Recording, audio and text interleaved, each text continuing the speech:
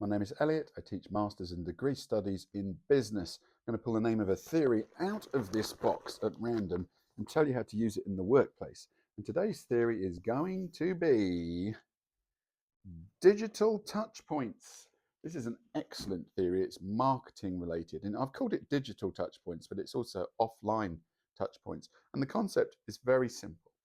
If I segment my market and my audience who I'm trying to reach and communicate with, then I should be able to understand them. That's the whole point of the segmentation process: is who is this person? How old are they? What do they do? And what I am looking for is identifiable, measurable, repeatable behavior in general of 80% of that audience. So I can make plans and actions which I know will reach them. We'll call that clusters. So people cluster together. It's a natural human emotion. If I like playing golf, I go to the golf club. If I like running, I go to the running club. I cluster together and we have a community spirit. Well, it's the same with customers. They cluster together in forums or maybe in hobby sites, whatever it is. Well, I'm looking for those all the time as a business person, because if I can find you all in the same place, it's very cheap to communicate with you and market to you. And they call them touch points because that's what marketing communication is.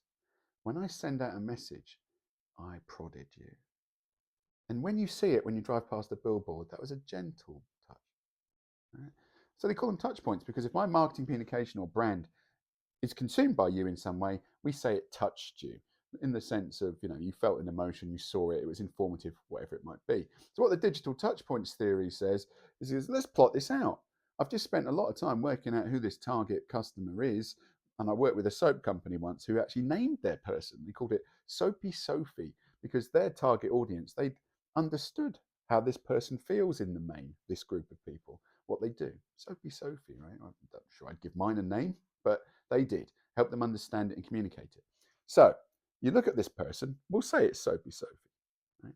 And you say, in your typical day, what do you do? We're creatures of nature, aren't we? We repeat what we do. And they may check their email. They may drive to work.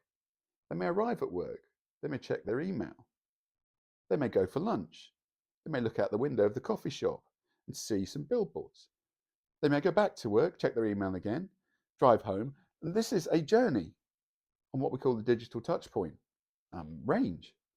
And if I can do that, if I can look at this group of people and say, what are you doing? Where are you going?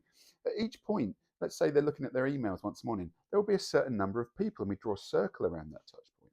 And what I am looking to do is find out where most of my target audience cluster together on a certain touch point of communication. When I know what it is, that's what I target. The group of people in the same place doing the same thing, because it's cheap, effective, and my conversion rate's higher.